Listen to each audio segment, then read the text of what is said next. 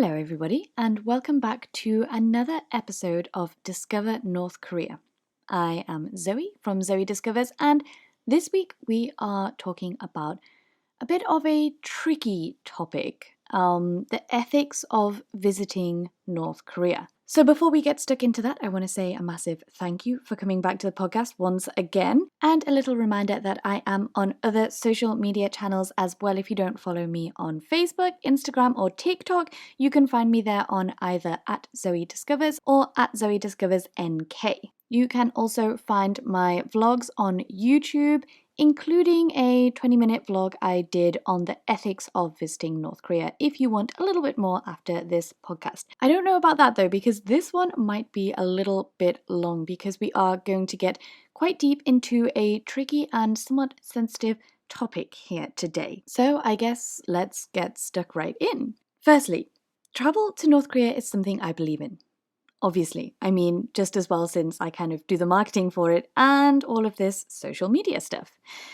But even I do have my moments. Is this really okay? Am I marketing good or evil? What on earth am I doing? I get into this, existential crisis, and I get a lot of a kind of abuse on social media. Usually it's the kind of people who don't support what I do and who actively want to go against it that make the comments and send me DMs and stuff. So yeah, sometimes it gets to me and makes me think. But at the end of the day, whatever crisis, whatever ethical tourism crisis I get myself into, I have to pull myself back to reality. And, I think back to the North Koreans I know and the North Koreans I've worked with over the years and met on my journeys in the country. They've always been supportive, fun, and genuine. They want more interaction. They look forward to seeing me and to working on projects in the country to develop the tourism.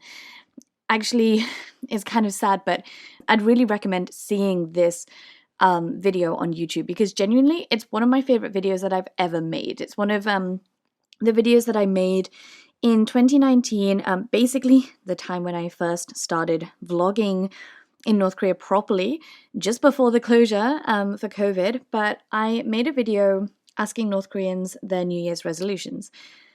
And I asked one of the guides, what is your New Year's resolution? And they said that in 2020, they hope to take more tourists to the DPRK than they ever have done before. Obviously, this didn't happen because the borders closed shortly after, just a couple of weeks after, so that's kind of sad. But yeah, if you want to, I would really recommend checking out that video. It's kind of cute. All the guides and drivers and other people tell me their New Year's resolutions. Anyway, that's over at my YouTube. So anyway, this always helps me come back to my true feelings that it is ethical to visit North Korea. And I'm going to spend the next 30 minutes, the next hour, pretty much telling you why I think that. It's kind of my least favorite thing to discuss, but in reality, I think there are some important points here that we should consider.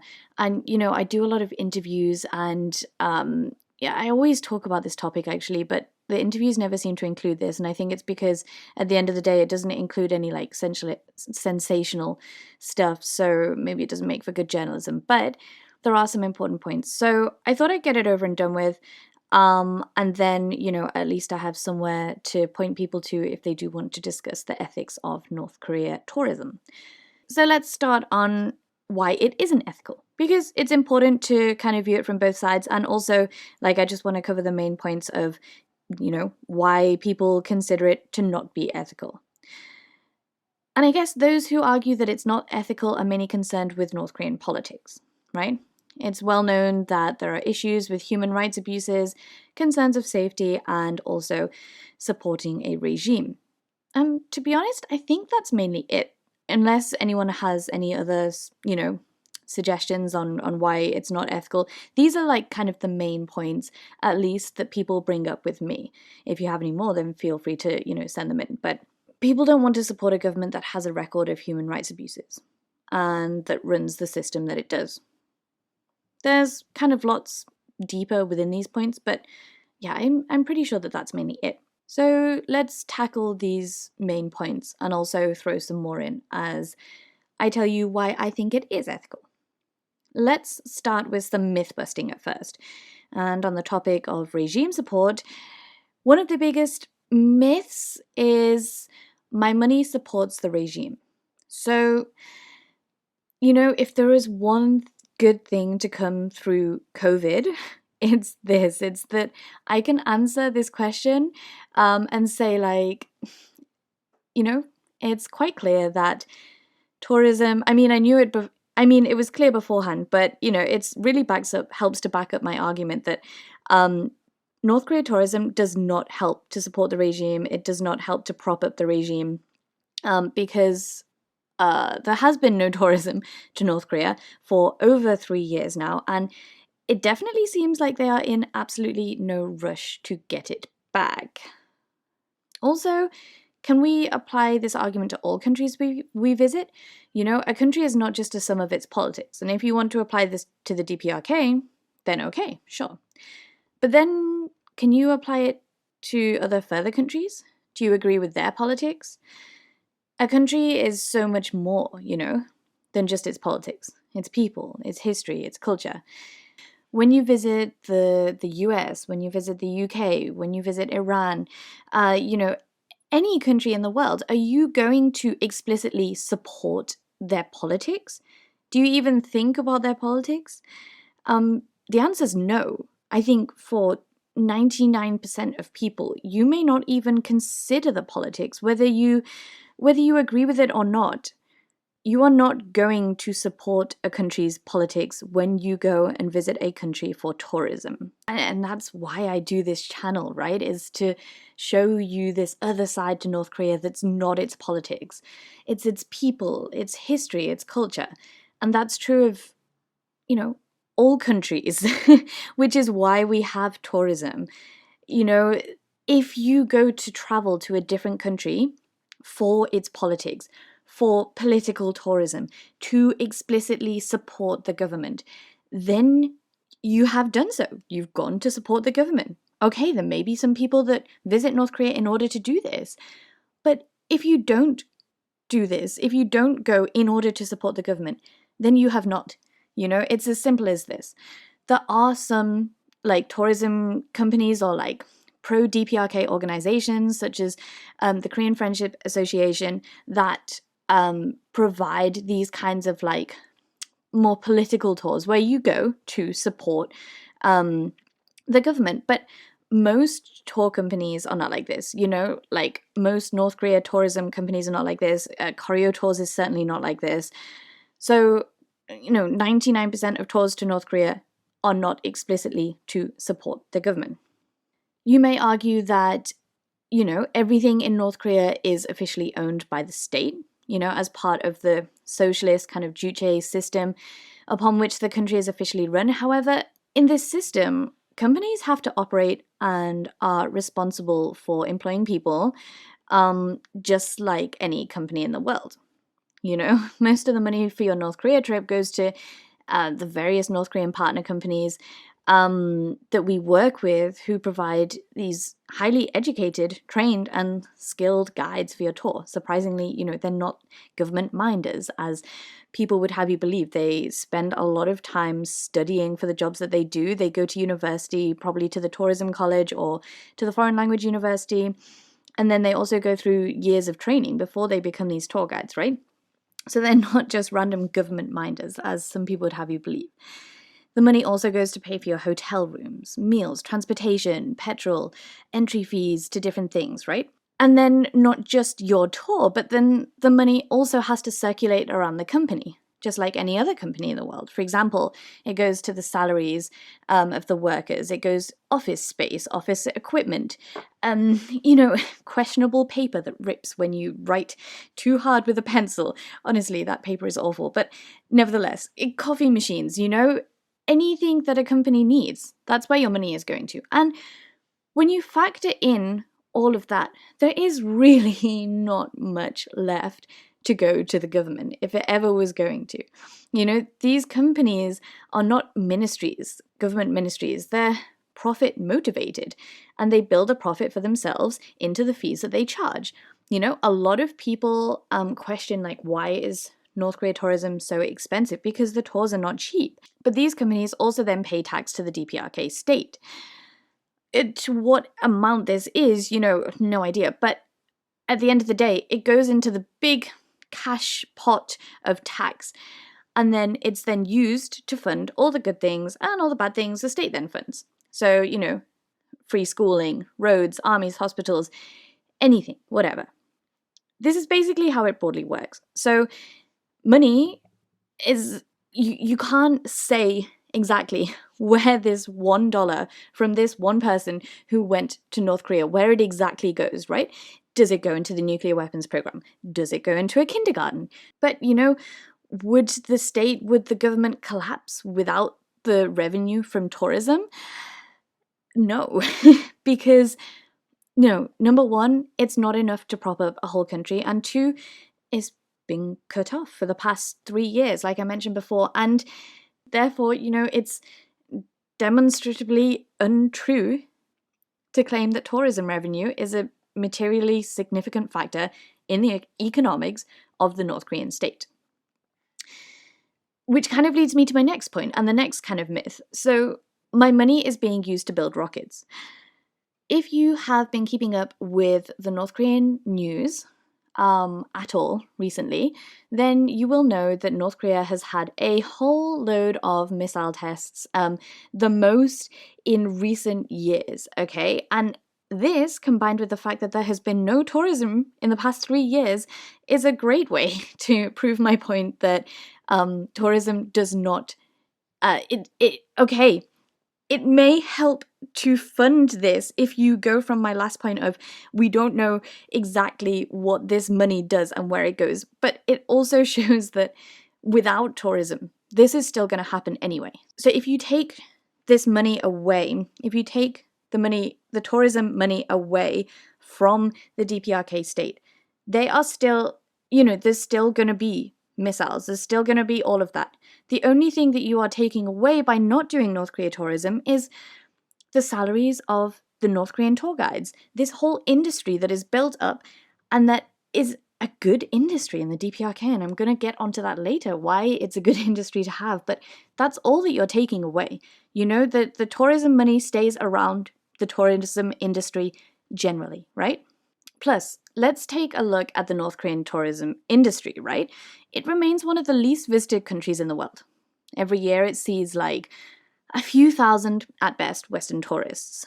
And there are way more Chinese tourists, but nevertheless, you know, it's one of the world's least visited countries. They'd have to be pretty cheap rockets for them to be built from the tourism industry alone. Plus, it has a lot of fingers in other pies. Actually, you know, where does North Korea get its money from for all of these missile tests? No idea, right? Very good question. But this answer lies way deeper than tourism. You know, I got backlash for mentioning this documentary in an Instagram post recently, but whatever. Like, it blew my mind. Not in terms of North Korea so much, but in terms of like making me feel so small. And like there's so much going on in the world that you can't even imagine. So just to mention a documentary to, you know, give you a little bit of insight into how many fingers North Korea has in a lot of other pies, have a watch of The Mole, okay? And again, I'm kind of terrified to get a lot of backlash on this one, but this documentary is basically about, you know, all of the dirty underground things going on in the world. It's a story of a spy who infiltrates the KFA, the Korean Friendship Association. They are a pro-North Korean organization, an international one. They've got, you know, things in various different countries. And without giving too much away, it gets to the point where they're literally about to uproot a community in a country in Africa on an island to build a weapons factory there. Like, it's absolutely mental. Like, this is a true story. This actually happened and like in recent years. And this stuff is going on all the time without us, without normal people knowing about it. And so really, I just want to reiterate, like, there's so much going on that North Korea could be doing to make money. Tourism is so insignificant to that. It may, to some extent, provide money to the DPRK, but it is really nominal compared to everything else. Okay, number 3, the myth that we're going to bust is they only let you see what you want to see. Ah, man, one of my favorite myths to bust.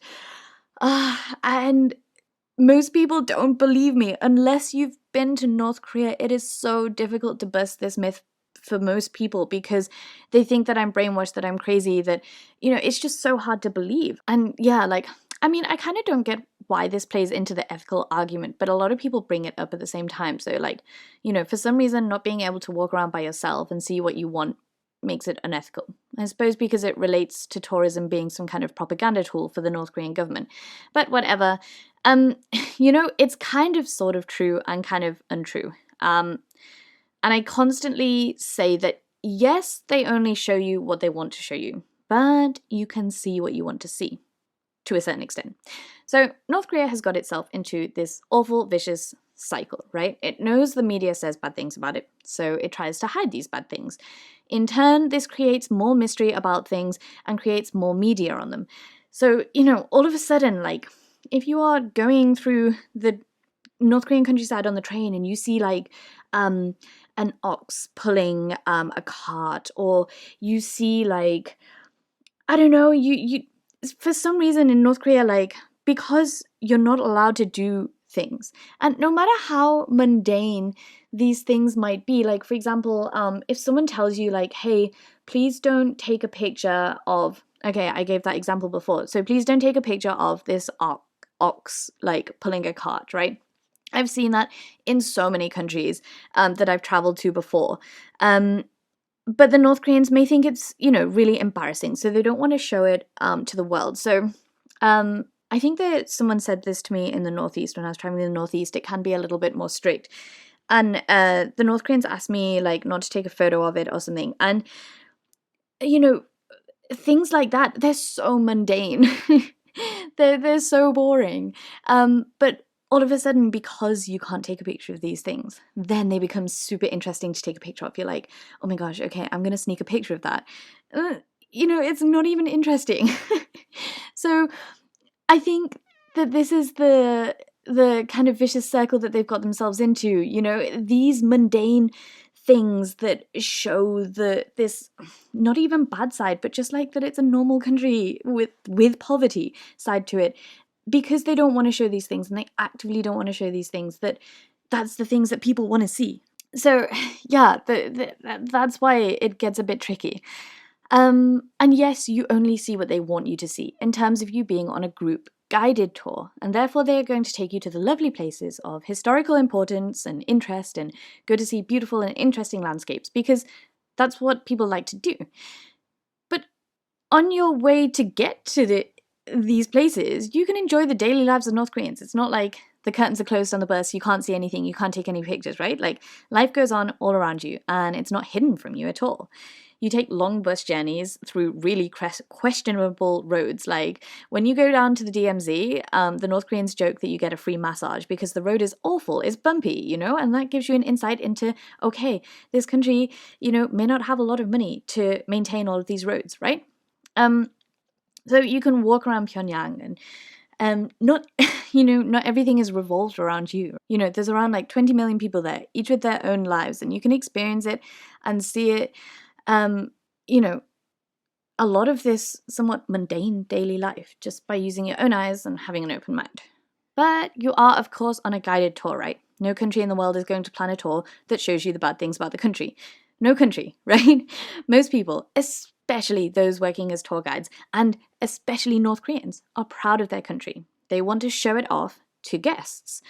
They're happy to show you all of the new construction sites. They're happy to show you all of the new things and the things that they're proud of. Pyongyang, this exciting city, the beautiful beaches. They're excited to show you these things. Obviously, they want to show you the nice stuff, right? And it's hardly a secret that tourism is tightly controlled in North Korea. You go in there knowing what you're going to get. These local travel companies, they're instructed to do their best to portray their country in the most positive light. Again, anywhere in the world. They're going, they put forward these official versions of events and generally paint a rosier picture than everyone knows to be true. Again, to some extent, happens everywhere in the world. People almost always accentuate the positives and play down the negatives. The extent to which this is done in North Korea is greater than anywhere else, but again, you go in there knowing that. So you can have a genuine experience and a taste of real life in North Korea. You can. You just need to understand that, you can see many things, but not all the things. And we know that, right? We know that when we go into North Korea. And we have to look at it another way. Is it ethical to go and visit places of poverty? Is it ethical to go and visit poor villages and take photos of people walking around without shoes on? Is it ethical to visit prison camps? If you apply this logic to any country, it falls under the, dark tourism category, which sometimes I have a hard time with because it feels like, going to a zoo and looking around at something, seeing this poverty that, you take pictures of, and then at the end of the day, you may understand about it a little bit more and learn about it, but you are just going back to your hotel room with hot running water and air conditioning and you're leaving. So many people ask me why I don't show these areas of North Korea. The biggest comments I get, especially on TikTok, are like, why don't you show us the prison camps? I'm like, okay, 2 reasons for this. That's horrific. Is that ethical? You want me to go to prison camps and take pictures there and show you guys? I have seen poverty in North Korea, right? I have seen children without teeth in schools, children walking around without shoes on in winter. But for me, that's not cool to photograph. I don't want to photograph this poverty. And I think that's the same in any country I ever visit ever.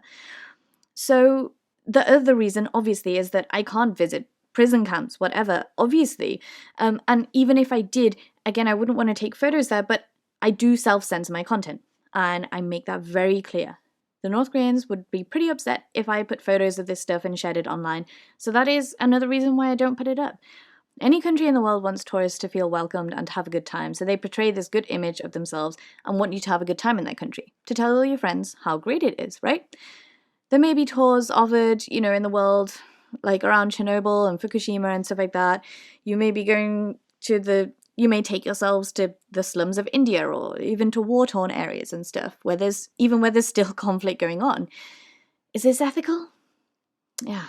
Anyway, I'm getting down the ethical tourism spiral again. So the last myth that I am going to burst here is that it's all fake, all for a show. And I kind of touched on that in the previous point, but this is again, maybe I can create a whole episode on this because it's one of the things that's this myth is so rife and it's so easy to believe because of the controlled nature of what comes out of there. But I can promise you, and it's so hard for me to promise you because I know that most people who haven't been there just think I'm crazy when I say this. But I can honestly promise you that this is not true. And most people on a tour get rid of this assumption as soon as they get out of the train station, or even as soon as they board the train. Before they board the train, when they see North Koreans abroad buying tickets to the train and stuff, getting on the train, it's all preconceptions and stuff are just shattered because you're like, oh, okay, real people, real life. You get out of the train station and you see life going on around you and you realize, oh, okay, actually no one's looking at me. I'm not that important. Life is going on around me. Okay. Also, the biggest argument for this is okay, Pyongyang Metro is fake, blah, blah, blah. Why have a fake metro system? Why have a fake mass dance? Why have a fake coffee shop and department store? Why play a fake game of volleyball when you can just have a real game of volleyball? When you can just have a real coffee shop, a real metro system, a real department store, that makes no sense to me. And more importantly, honestly, you're not that important. I hate to break it to you, but you don't mean that much to the DPRK government that they do all of that just for you. A pretty insignificant tourist in their country. In reality, they have much more important things to do than to make sure that the country runs a constant show to put on only for tourists, okay? Use your eyes, use your ears, and you can see much more of North Korea.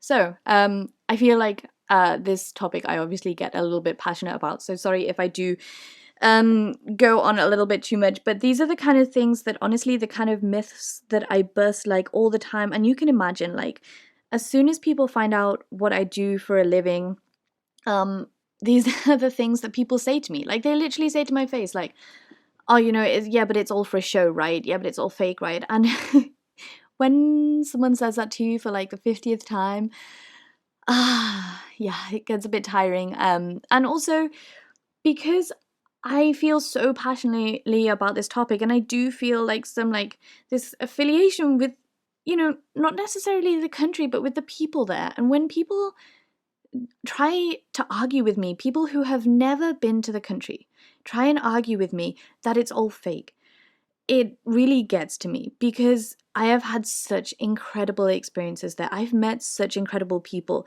that, yeah, it's just a massive shame to me that people, they give this argument to me. And if, for sure, if you want to chat about it with me, then I'm open to discussion. But most people who talk to me about this topic, they tell me, okay, yeah, but it's not real, and then they won't have come into it with an open mind to discuss it with me.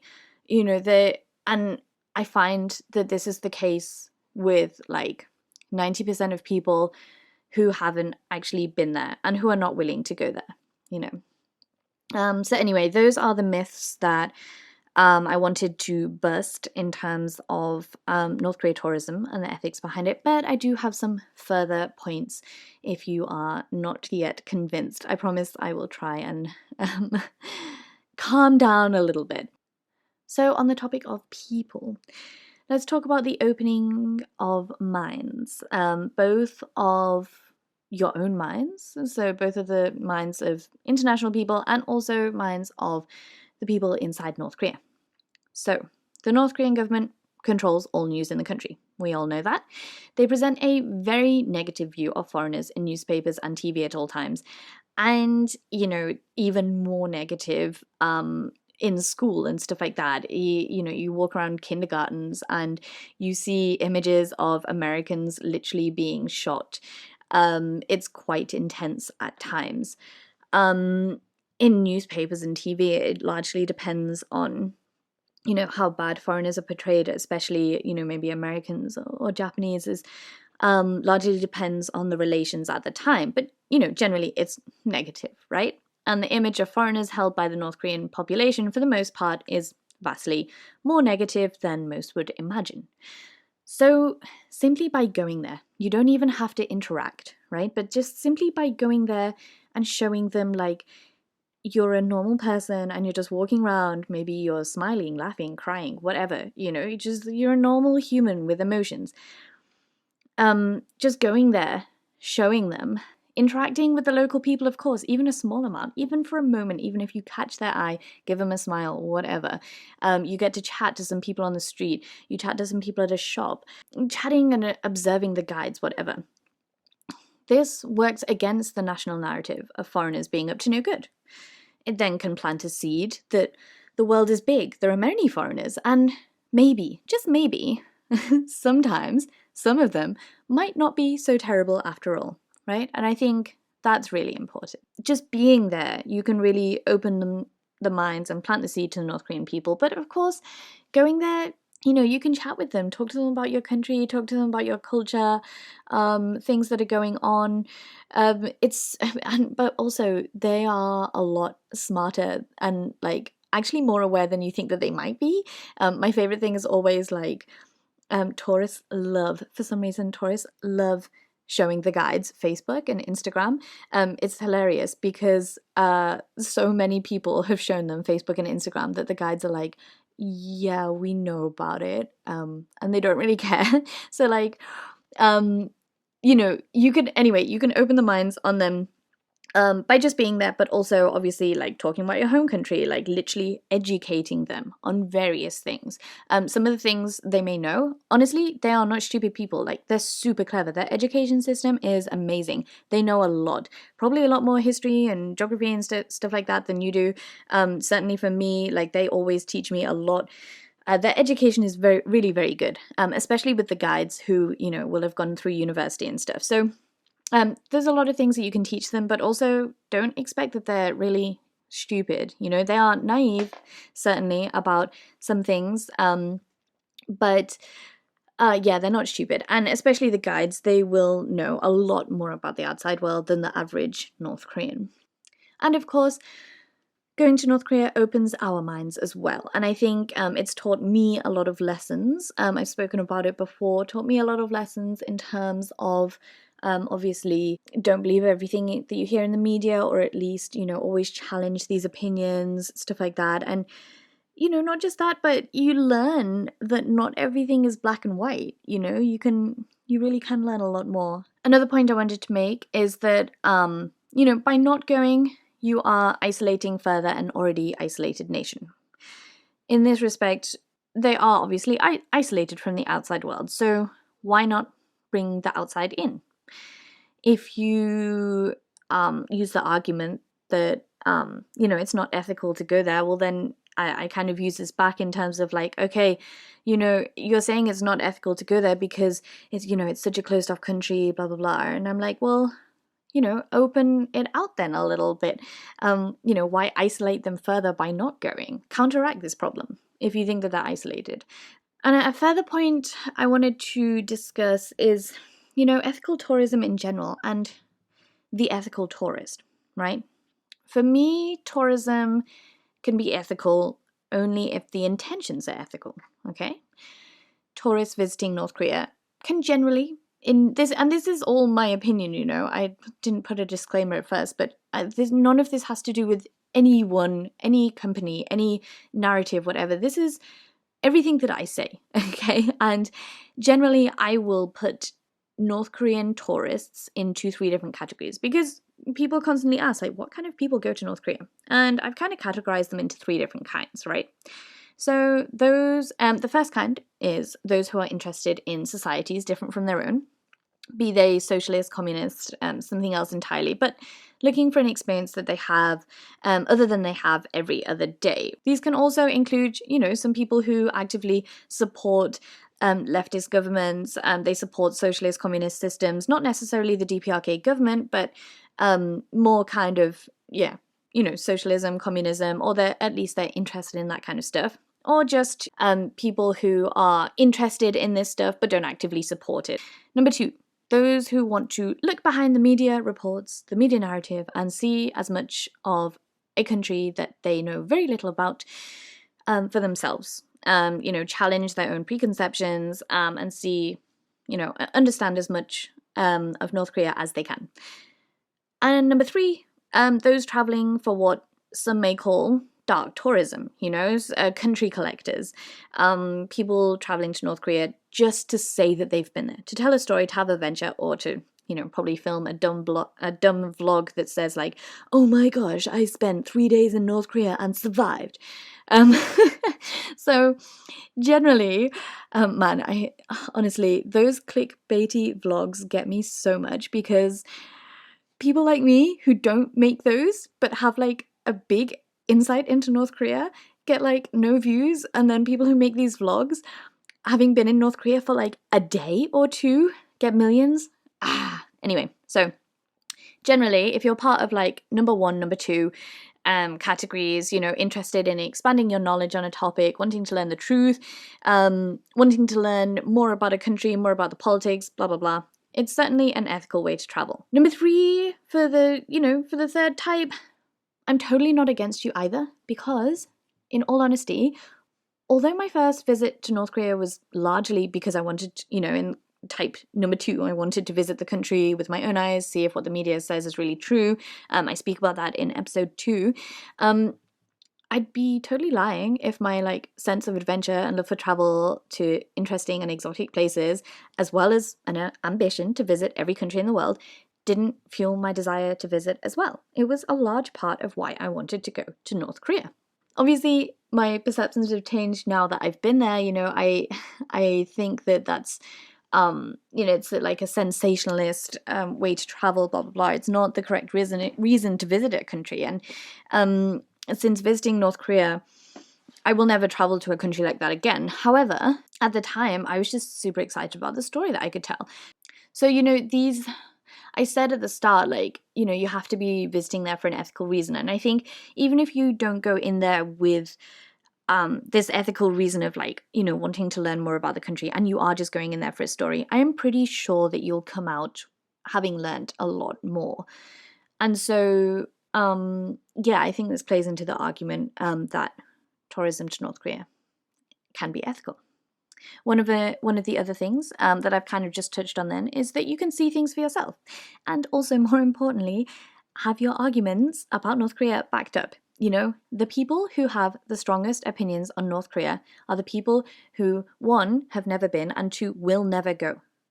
Those people that come at me with it being so unethical, with it being like the worst country in the world, everyone's brainwashed, blah, blah, blah. These are the people with extremely closed off minds that have never been to North Korea and will never go to North Korea because they don't want their opinions changed. They're not interested in hearing any other argument, okay? Very few people have been to North Korea, but everyone seems to have an opinion on it. Why not go to North Korea and have your opinion backed up? I have a rule that if people talk to me in person, then, or, even online and stuff, and they want to discuss North Korea, then, I will start to discuss it with them. But I have a rule that, at the end of the day, if they do want to carry on a discussion, if it's getting heated or whatever, then I don't like to carry on the discussion. If they want to discuss further with me, then you can go and visit North Korea and then come back with me. And then come back and chat with me, because it adds so much value. And you have trouble understanding a lot of the country without visiting. And I think that's true for a lot of countries in the world, but mainly true for North Korea because it is so closed off and very few information gets out. That's because the North Korean government, they keep the country closed off. They keep information very secretive. But the most important things about North Korea are not like the information, the statistics, the things, the information that's hard to get out, right? That's not what the country is really about. The country is really about the people, the culture and stuff. But this also gets wrapped up in the closed off nature of it. So just go there, see things for yourself, learn about a new political system, learn about the country aside from the media narrative, have some foundation for your arguments if you want to argue any side of anything about North Korea, whether you're arguing for or against. Finally, cultural engagement, okay? North Korea tourism actually is not just about tourism, at least to Koryo Tours anyway. They've been working in North Korea for almost 30 years, pretty much 30 years. They are, yes, the same age as me. And this point is really important, right? Koryo Tours spends a large percentage of its profit on critical engagement projects that inform both the outside world on North Korea, for example, producing various documentaries on the country, filmed within the country, and also internally. For example, making North Korea's first film for entertainment, Comrade Kim Goes Flying. You can watch that. It's a great film. They do various sports exchanges. There's so much going on. Actually, you can visit the Koryo Tours website for this. It's koryogroup.com, and you can just look up the cultural engagement. They have so many projects in and outside the country that is, it shocks me that this stuff does not get more media attention, because this is the most interesting thing about North Korea. All of these interesting things coming out of the country that, we still say, oh, it's this secretive, closed-off state. There is so much going on that Koryo Tours are bringing out of the country and also bringing into the country that no one knows about. It's because it's not interesting to the media. It's not interesting it doesn't play into the narrative of it being this closed-off state, so no media picks up on it. North Korea basically almost won the World Cup in this really random time, I think in the 1960s, as, no one predicted it to happen. And so basically, Koryo Koryo Tours took the players later on, obviously they're all very old now, they took the players out of North Korea and to the grounds where they played. It's this incredible story. No one knows about it. It's called The Game of Their Lives. It was made into a documentary. Really cool. Would recommend that you watch it. So yeah, the cultural engagement is a really important part of North Korea tourism. And to sum that little bit up, I believe that it does more good than any harm it may do. In the points covered at the start of this episode, whatever harm it may do, it's outdone by all the good that it does. And before I finish, I do want to discuss one more topic, which gets brought up. It's probably the biggest argument that people, hit at me when I talk about the ethics of visiting North Korea. This is the most sensitive topic. I have never, ever spoken about this publicly on social media. If anyone comments with this, I basically ignore it, because there is no way that I can discuss this topic in just a few sentences. There's so many bits intertwined and it's very tricky and very sensitive. But I feel that I can't ignore it during this episode on the ethics of visiting North Korea. So that topic is Otto Warmbier, whom many of you will probably have heard of before. So I don't want to give my opinion. I want to make that very, very clear that this bit of the episode is not opinion and it's not a discussion. I simply want to provide facts, and more facts than usually what is heard in the media about this. And I don't think that it can be ignored. So Otto Warmbier was an American tourist who went to North Korea. He went to North Korea in 2015 to 2016 over the New Year's. And unfortunately, he never made it back to the US. He was detained in North Korea at the airport whilst he was awaiting departure. And then he was charged and imprisoned in North Korea on a charge of subversion. And now subversion, according to Wikipedia, refers to a process by which the values and principles of a system in place are contradicted or reversed in an attempt to transform the established social order. So basically, charged of going against the DPRK government, and they charged him on this because he stole a propaganda poster. So he was charged for a few years of hard labor in a prison camp, but unfortunately in 2017 he was repatriated, sent back to the US in a coma, and then died shortly after. Obviously this is an absolute tragedy. Any death is a tragedy, and certainly this one shook the world. It shook the world of North Korea tourism, and certainly shook the world, and my heart goes out to everyone involved in Otto's life and everyone involved in this awful tragedy. And from this, there has been the American travel ban on tourists. So tourists American tourists since then are not permitted to travel to the DPRK. There's a lot of news out there about how he was tortured in North Korea, and about, how basically he was killed in North Korea. Now, I wanted to discuss this topic because there is a lot of misinformation about this sensitive topic.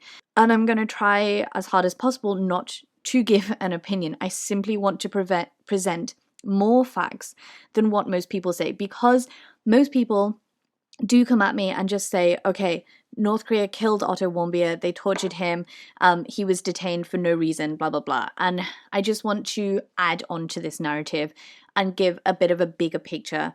So I want to look at the facts a little bit closer, basically. He went on a trip to North Korea and one evening decided to visit the 5th floor in the Angakdo Hotel. Now, this floor is off limits to guests, but for no fun reason, like people go there and they think people like might want to go there and think like, oh my gosh, is it that where all the recording facilities are, where they tape your room, like, where they have your room bugged and stuff like that. Like, it's not fun at all. It's just basically where the staff sleep. So it has a bunch of like propaganda in there. There's actually a YouTube video of some people going in there, but really, I wouldn't recommend it. Like, honestly, at all. It's off limits. It's nothing exciting there. Honestly, all hotels in the world have a staff-only area. Would you try and go into them in any other country? It's really not that exciting. Anyway, he goes in there, and then he took a propaganda poster from the wall. The CCTV footage provided is a bit patchy, but it does appear to show someone looking like him taking down a poster, and then he was stopped at the airport upon leaving. It's important to bear in mind here that, one, he was in a forbidden area. 2, he took down a propaganda poster, which to the North Koreans means a lot more than it's just, it's not just a poster. It can be considered, as they, charged him with, as an insult against the country, right? This is not just like taking down a random picture. This is actively, it's an insult to the country, right? And then we also have to consider his nationality. Being American, that probably didn't serve him very well, since these two countries have notoriously a troubled history, to say the least. People say that he was tortured in North Korea. There was some talk about his teeth being moved, something like that. But not to say that this is like fake news, whatever, but it was then shown that a coroner then confirmed that there were actually no signs of broken bones, nor that any teeth had been disfigured. So, that's another side to things. And, he was always supposed to go back. It was never the intention of the North Korean government to not send him back. He was supposed to be sentenced, I can't remember how many years it was, but he was supposed to be sentenced to a certain amount of years. The North Korean government then said that he came down with some kind of neurological disease and then fell into a coma. And obviously the North Korean government probably kind of freaked out. They didn't want him to pass away on their soil. So that's when they then sent him back. Obviously, this was not the right thing to do. Obviously, they should have given him medical treatment. They should have sent him back earlier. This never should have happened. But it's important to note that this never should have happened. It wasn't the intention for North Korea to kill him. It wasn't the intention. There was no torture. None of this was ever intended. And I think that's really important. The death of Otto Warmbier is an absolute tragedy. And it's important to remember that visiting North Korea is no joke. It's no holiday. It's no walk in the park. I often joke that visiting North Korea is safer than Liverpool, which, I can say that. I'm from Liverpool. I said that before. But in reality, on a tour, you need to follow the rules. If you are not prepared to follow the rules, then I don't recommend you go to North Korea. I don't want you to go to North Korea. Simple as. You don't go to North Korea in order to challenge these rules, to see how far you can push them. That's not what a tour to North Korea is about. If you're going in with a closed mind and you want to challenge these rules, you want to break them, then you are not going in. Several times I have been, at least twice on a tour to North Korea, I have been very prepared to send someone home because people are not following the rules and they are pushing it too far, and they are putting themselves at risk, other people at risk, me at risk, their tour guides, the North Koreans at risk. Everyone should know the rules before they go into North Korea. Your tour company should brief you on these rules beforehand. I've spoken about how strict it is in my last episode. If you want to listen to that, I talk about what happens if you break these rules. In reality, it's all on an individual basis. And unfortunately, the rules that Otto Warmbier broke were deemed by the DPRK to be too big to let go. And so in terms of ethical tourism to the DPRK, I think it's important that we all note that Otto Warmbier's death was a tragedy, but his trip to North Korea and him being a tourist in North Korea does not represent the North Korea tour industry. There are thousands of people that travel there safely every year, at least, before COVID, when travel was still happening.